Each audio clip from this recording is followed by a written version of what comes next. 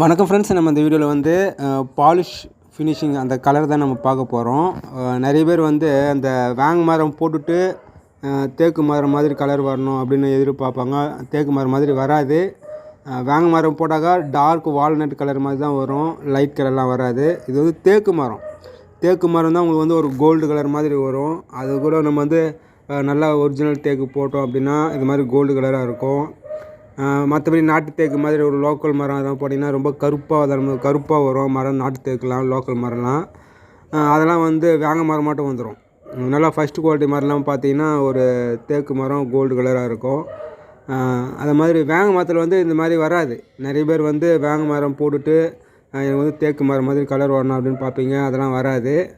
வேங்க மரம் போட்டிங்கன்னா டார்க் வால்நட் கலர் தான் வரும். இது வந்து பியூர் உட் பாலிஷ் ஃபினிஷிங்கு. இந்த வீடியோ பிடிச்சா லைக் பண்ணுங்கள், மற்றவங்க ஷேர் பண்ணுங்கள்.